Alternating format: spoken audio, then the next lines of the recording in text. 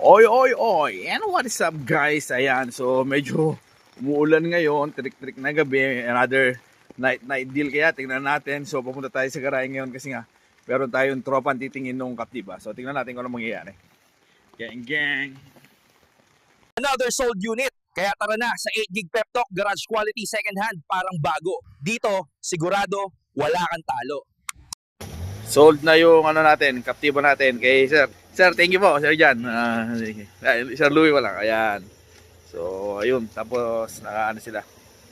So, babay na.